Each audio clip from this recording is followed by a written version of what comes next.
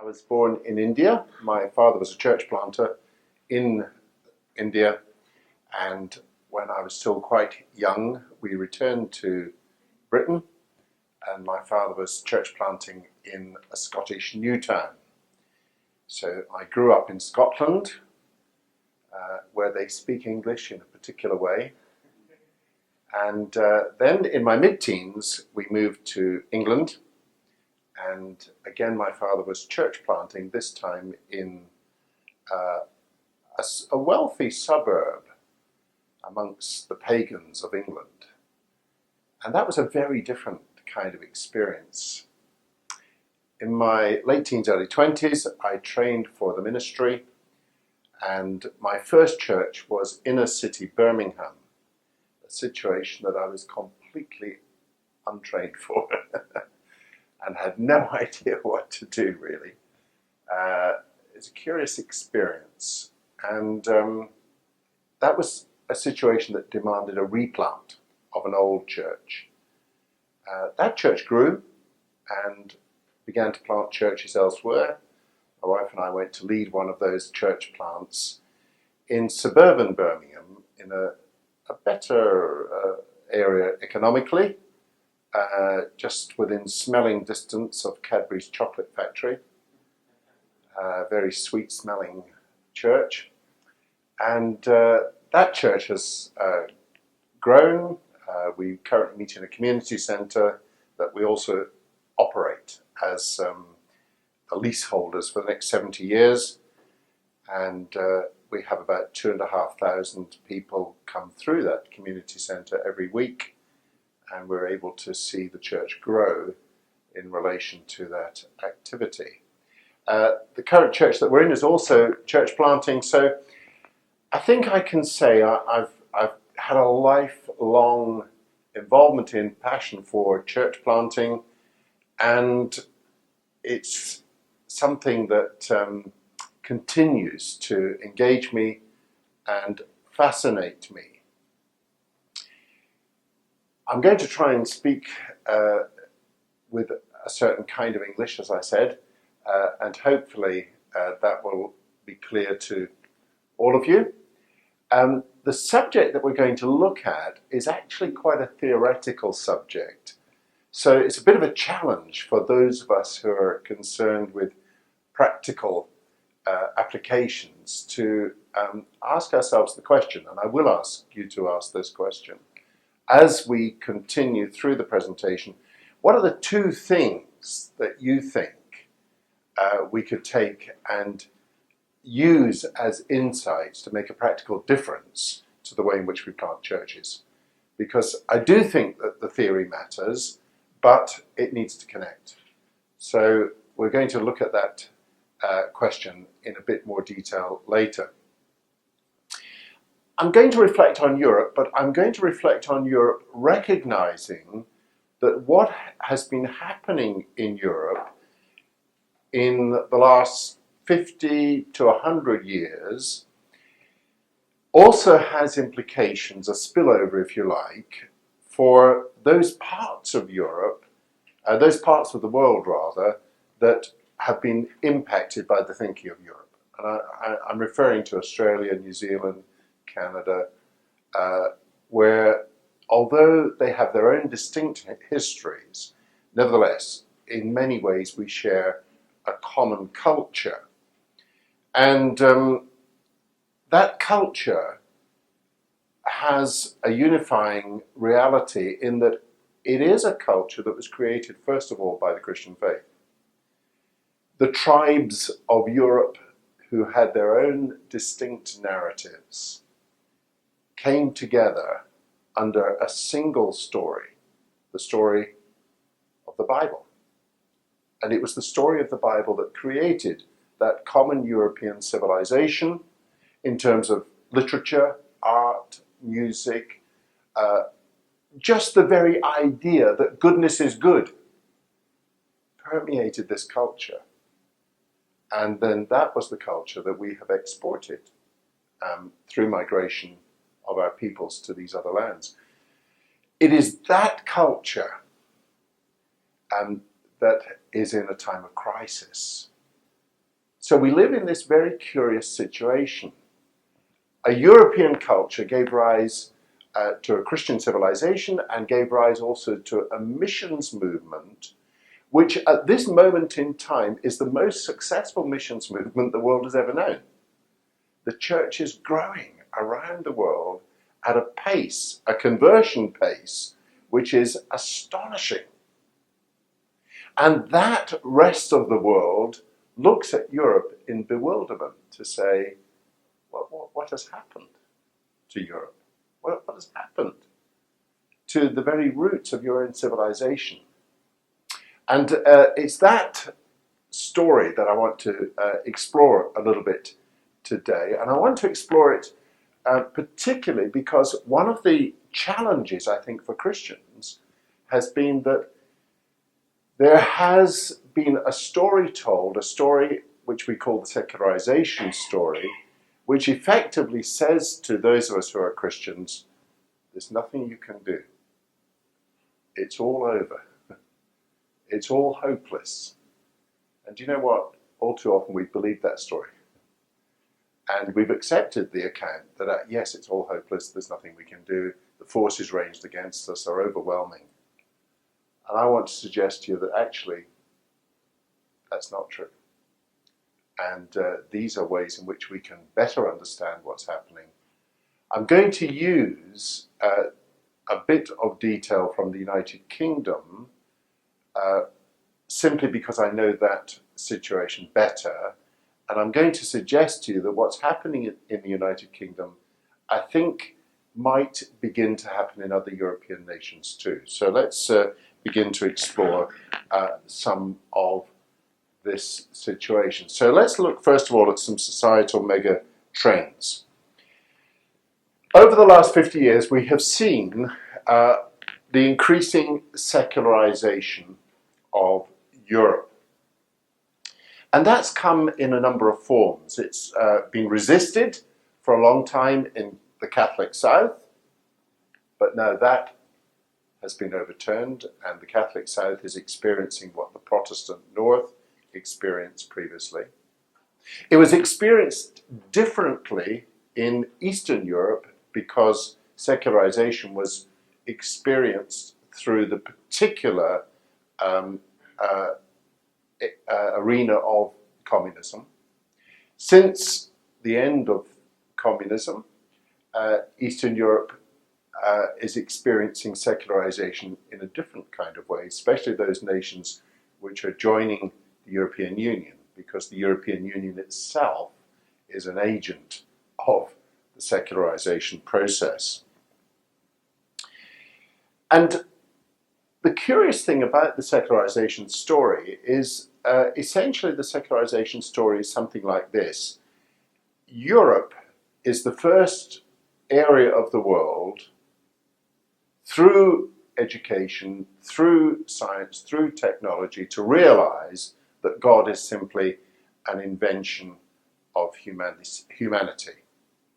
And having realized that through the process we sometimes call the Enlightenment, that idea, once out of the bag, if you like, can never be put back in the bag.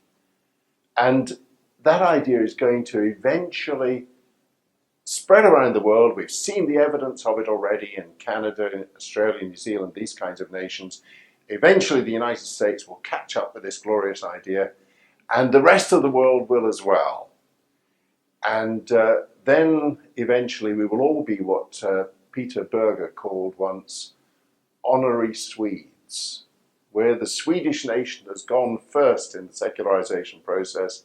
We will all follow, and we will all come to see that the European present is the rest of the world's future. Unfortunately for Europeans, that is not what is happening. Actually, the rest of the world is becoming more religious, not less religious. And even in a European context, God is back. That's the wonderful title of a book written by two British economists. And what they're saying, actually, not from a Christian point of view, but just from an economic point of view, is Europeans, wake up. This curious idea you have that you are the future and everybody else is bound to follow is almost certainly wrong. You're the past. The rest of the world finds you strange. The rest of the world finds you an enigma, an exception to the rest of world history that needs to be explained, which is why I've called this talk Europe, the exceptional case. In other words, the rest of the world is asking, what is wrong with Europe? What is wrong with the culture of Europe that has come to believe these very strange things? God is back, and God is back for Europeans in a couple of interesting ways, which we will explore. One of the ways that God is back is the rest of the world is arriving in Europe. And so when we look at our European cities, what we see is the establishment of churches. Sometimes, in the case of London, could be 10,000 people in a single congregation. And these churches are full of people from other continents. And that's not just unique to our capital cities, but virtually every major town and city across Europe now has significant numbers of people from other continents who initially have begun churches which are focused on a particular nationality, a particular ethnicity, but which have at least a desire, if not an ability, to reach out to native populations. Now, what's going to happen there is an interesting question, and we need to perhaps come back to that. Europe, then, is the exceptional case to be explained. It's a puzzle to the rest of the world, and what is happening is that increasingly Europeans themselves are beginning to ask questions about spirituality, not necessarily about religion, but about spirituality, which gives us cause for hope.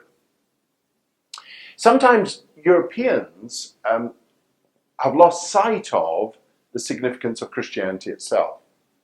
I sometimes deal with journalists, and I had a journalist come to me recently, and he said he wanted to encourage me because he knew I was a Christian, and he thought I needed encouragement.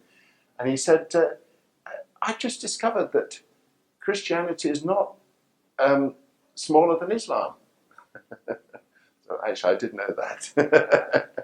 But it's just good to remind ourselves that globally, Christianity is incredibly significant. 32% of the world's population, according to Barrett, claim to hold allegiance to Christ, and that's a percentage which is probably increasing, and certainly in terms of conversion growth is a significant figure. Islam, which grows more by demographic growth, the birth rate, than by conversion, although obviously conversion does take place, is around about 22%. And don't forget, there was a time when Islam was a lot larger than Christianity.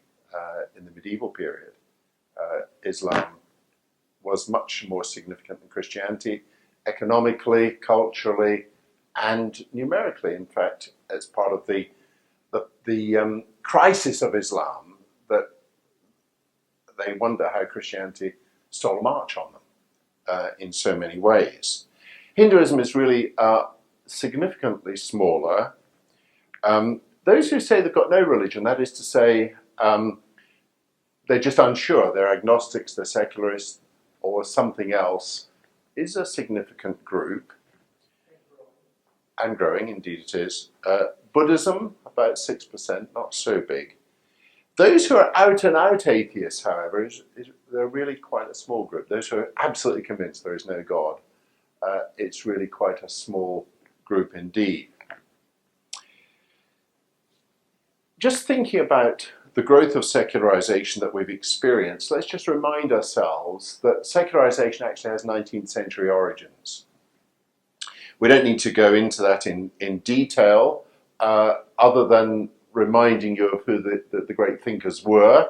We're talking about people like Darwin, we're talking about people like Freud, Marx, Nietzsche, all of who in their different ways proposed alternative explanations for some of the big issues surrounding humanity. Interestingly, those thinkers had almost no impact in the 19th century itself.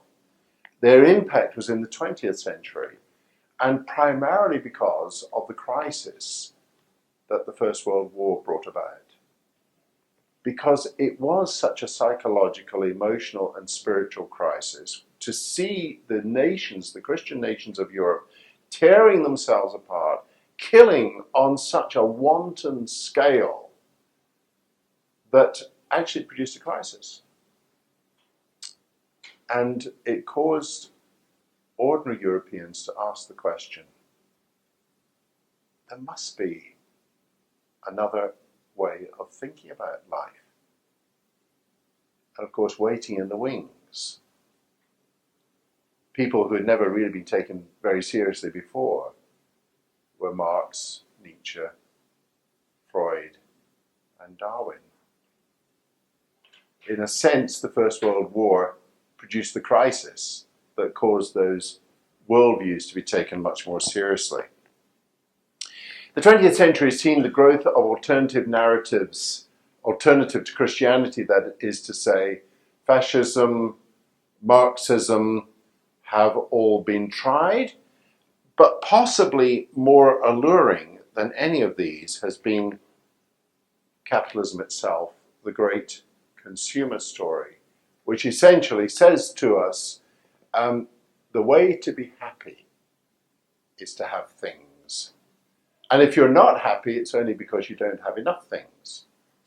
And if you think you don't have enough things but would like to have more things but can't afford them, capitalism makes it possible through credit to have them now, as all the nations of Western Europe are discovering. Borrowing is very wonderful for a time. And then, of course, it can come home to roost. In this period, we see the gradual end of Christendom. That is to say, throughout Europe, ever since the First World War, the churches, the historic churches, have been in decline. Significant decline from the 1960s onwards.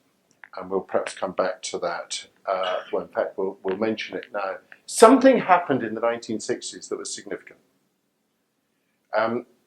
It had been developing for the greater part of the century, but in the 1960s, what we call the Beat generation, sometimes we call it the hippie generation, sometimes we call them baby boomers, that generation in the Western world, that was the first generation possibly ever that didn't need to worry about money, that didn't need to worry about employment, that really had no concern about its economic well-being. That generation which invented the very notion of what it meant to be a teenager redefined the 60s.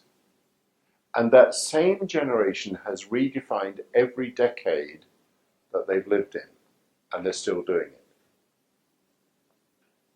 Mick Jagger and Paul McCartney are currently redefining what it means to be a 70-year-old. We didn't ever imagine that pop stars would still be doing world tours in their 70s, did we? Well, they are. And it's just part of a phenomenon. They have consistently redefined each decade all the way through, and they've redefined it in a particular way, a way that looks at the world in a material way, i.e. through consumer eyes, but curiously also with religious connotations. We'll perhaps come back to that in a few moments. Now, for some reason I've lost my remote on here, I don't know why, so we'll use this instead. Okay, we talked a bit about society. Let's just talk about the big trends in church life. I said that in the 60s, 70s, 80s, and 90s, we had huge declines in pretty much every denomination. Certainly the historic denominations. The Catholic Church managed to avoid that for a time, but even the Catholic Church is now having to face that reality. But interestingly, at least in Britain, but also in some of the other Northern European situations, the figures since the year 2000 have significantly slowed.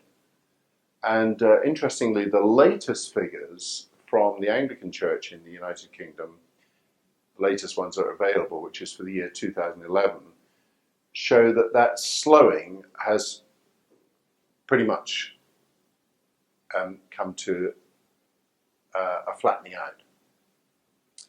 In other words, there's very good reason for believing that we're at the bottom of a potential upward curve. Bit early to make that pronouncement, but it's a very interesting shift because it's a 10-year shift. It's not just an isolated set of figures. What has also happened in this period of time is that the shape of the church has changed. Now, what I mean by that is that that which is mainstream now is very different to that which was mainstream 50 years ago. And the shape has changed in the direction of what we call EPCs, Evangelical, Pentecostal, Charismatic. That is the new mainstream. 50 years ago, that wasn't the mainstream at all. That was the weird and wonderful and the marginal. And just to give you a little illustration of what that looks like in terms of figures, in the United Kingdom, the Assemblies of God in 1972 were 25,000 people. The United Reformed Church, which was a merger of Congregationalists and Presbyterians, in that same year were 250,000 people. Very convenient, because it's exactly 10 times bigger. Now, how do you think a denomination of 250,000 views a denomination of 25,000? Especially when they speak in tongues. Marginal. Irrelevant. Not likely to determine the future. Last year, the Assemblies of God were larger than the United Reformed Church, because the Assemblies of God have grown dramatically and the United Reformed Church has declined dramatically. The churches that are more like the Assemblies of God are increasingly the mainstream. And the churches which are more like the United Reformed Church are increasingly looking at potential extinction. It's an astonishing shift within a 50-year period. The shape of the church is changing. And it's also the case, this connects us with the culture a bit more, spirituality is on the agenda. And what I mean by that is that increasingly people are inclined to say, I'm not a religious person, but I am a spiritual person. That's an interesting way of describing oneself. I was just meeting with a builder the other day, and knowing what my occupation was, he was very quick to say to me, well, of course, I'm not a religious person. But I was able to say to him, but Matt, I know that you pray. Oh, yes, I do pray. And I've got a feeling you see answers to prayer. Oh, no, I do see answers to prayer. And I've got a feeling you believe in God. Oh, yes, I do believe in God. So tell me, how is somebody who believes in God, who prays and sees answers to prayer, not a religious person? He said, well, I'm a spiritual person. That's an interesting distinction, because in times gone by, we would not have made a distinction between religious and spiritual, but that is a distinction which is made now, and there's a possible connection for us in terms of speaking to such a generation. It's also true to say that a huge amount has started to happen amongst the new mainstream, the EPCs, in terms of activity and initiatives. And often those are based around finding ways of connecting with neighbourhoods. So, for example, in Britain, across the nation, there are initiatives like street pastors. There are initiatives like food banks. It's curious, isn't it? There are 600 food banks that have sprung up across the UK in the last 5 years. They didn't exist before. Food banks to feed the hungry. Every single one of them are run by churches. Not one of them is run by the National Secular Society, for example. It's curious, isn't it? It's churches that are driven to do these kinds of things. And across the nation, there are a myriad of activities, job clubs run by Christians, activities to try and see that teenagers, young people, coming out of nightclubs get home safely. I mean, just thousands of initiatives with prisoners, with drug addicts, all kinds of people. And I think that's beginning to make a difference in terms of what might be happening locally.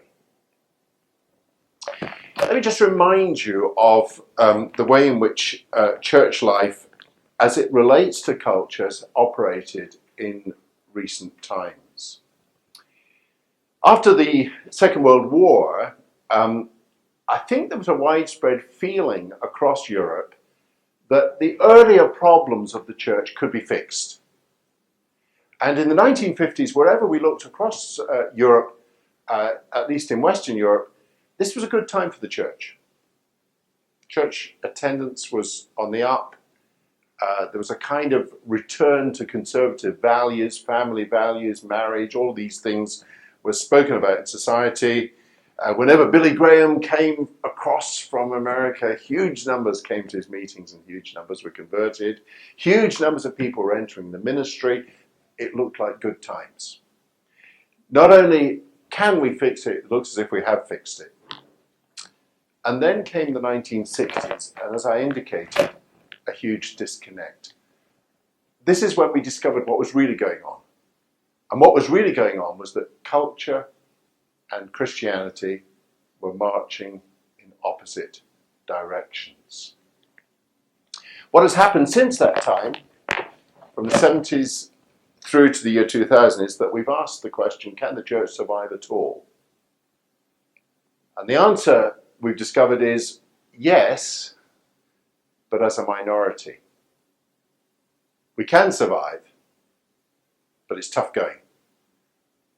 I've detected that since the year 2000, a different kind of question, and the question that I think is being asked now is what I would call the missional question, which is simply this. Not can we survive, because actually surviving isn't good enough, but can we reconnect with our broader culture in such a way that we can change the world in which we live? That's a very different kind of connection. That's not about our survival, that's about how we bring cultural change. Tearfund has done some research on the state of Christianity in the UK, and this is what they've discovered. Key findings. I'll quickly put these up. 53% of people in the UK still claim to be Christian. We could talk about that in a bit more detail. 15% attend church once a month. 10% attend every week. Here's an interesting figure. 3 million in surveys say that they might be likely to attend a church if somebody asked them to come. That's an interesting figure, isn't it? 3 million. In percentage terms, there's about 60 million people in the UK. So 3 million is a reasonably significant percentage. So why doesn't that happen? Well, here's the problem. 66% have no connection at all to a church. In other words, nobody's going to ask them because there isn't a connection. And part of the challenge for the church is, how do you begin to operate in such a way that you start to make connections with this 66%? Now that's just the UK, but I suspect it's not that much different in a number of other situations. Just thinking about that data, it's one piece of research, but it is broadly in line with other data that we know about.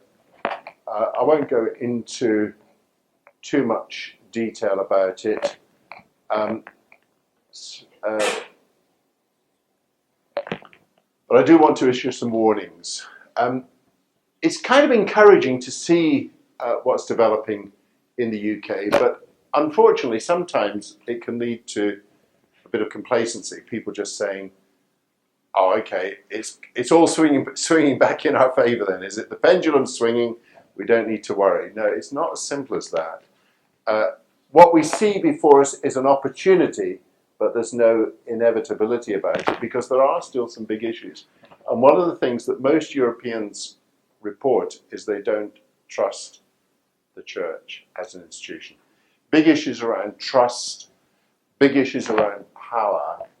I also want to suggest that those who think that all we need to do is find a new model of church, and once we find a new model, all will be well, I think you might be mistaken. I don't think it's about new models of church. I think lots of models can work. The issue is not about a new model. The issue is how we reconnect with the communities in which we're located. And that can be done from all kinds of models. I am convinced that the answers for Europe will not come from America. They need to be homegrown. Now, don't get me wrong, that's not an anti-American statement. That's just the realistic fact that the reverse is also true. The answers for America are not going to come from Europe. I sometimes have Americans turn up at my office and say, we've been told that what's happening in Europe is going to happen in America in the future. Please, can you help us cope with what we're going to experience? I have to say, look, it's just not going to happen that way. You can get some insights. You can learn all kinds of interesting things, but actually the histories of particular nations are unique, and there's been a history in Europe of looking to America for the next great answer, whether it's Willow Creek or whether it's Saddleback or whether it's Cell Church or whether it's G12 or whatever it might be. We can just keep going with the initiatives, and guess what? They just don't make a difference. We have to find some European answers for a European context.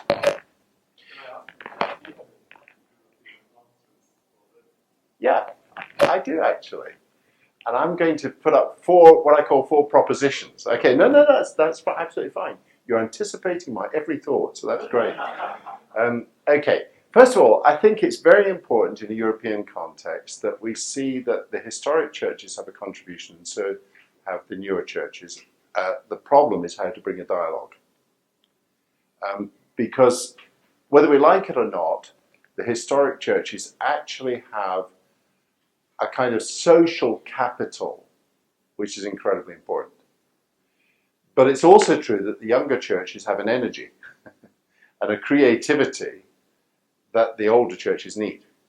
So one of the propositions that I would suggest is that we need to find ways of making connections between the older and the newer churches.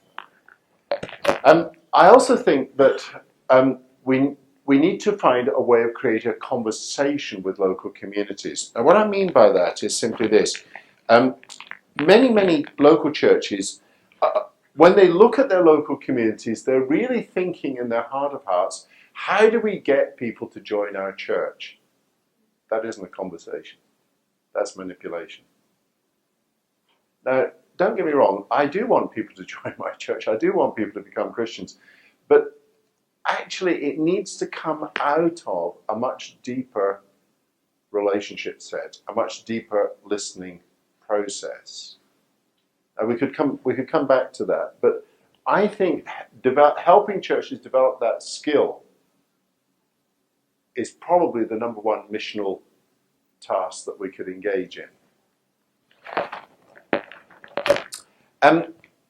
We need to take the ethnic church seriously. And at the moment, we don't, actually, for the most part. We don't take it seriously. We note it's there, but I note at this conference, the ethnic churches are not here. And why is that? Actually, we find it very difficult to know how to take the ethnic churches seriously, but we need to find ways of doing it because these are very, very able leaders who are not going home. And their children are going to be Europeans. If we don't take the ethnic churches seriously, what's going to happen is that their children will not be in the church at all. Now, we already have some case studies from older patterns of migration that tell us this is likely to be the case. Many of the problems that we're having in Britain with homegrown terrorists are the children of migrants. We have failed to take them seriously. The latest case in Britain from a few days ago are Nigerians converted from Christianity to Islam. I mean, it's horrendous. We have to take the ethnic church seriously and encourage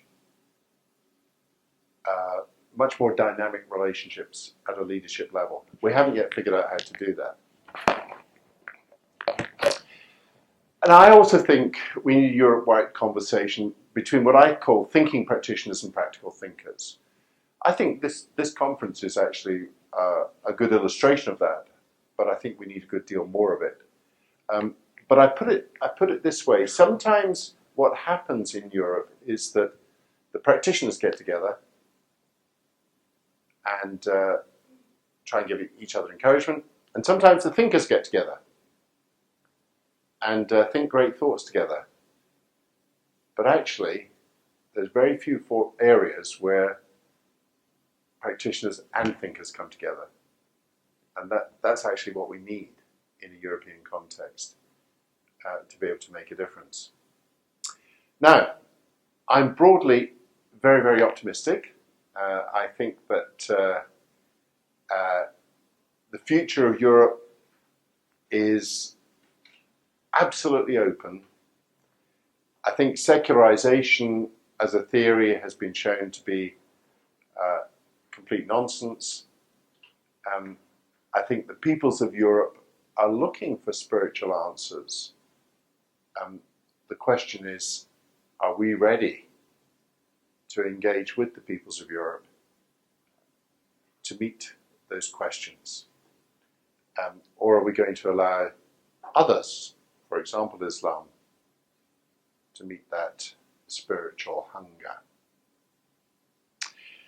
Okay, I'm going to suggest we take just a couple of moments to ask any questions of clarification, then I'm going to suggest we do a little bit of group work. It's interesting, just recently the government in the UK held a series of discussions about the future of English regions. So, you know, the region around Liverpool, the region around Newcastle, the region...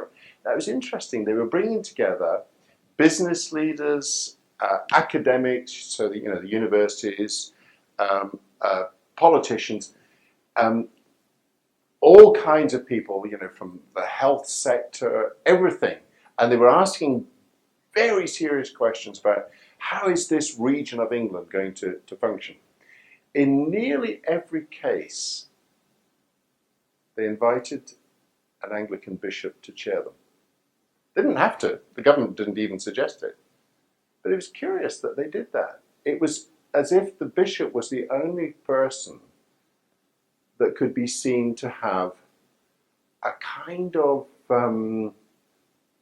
neutral acceptance across all these other divides. It was interesting.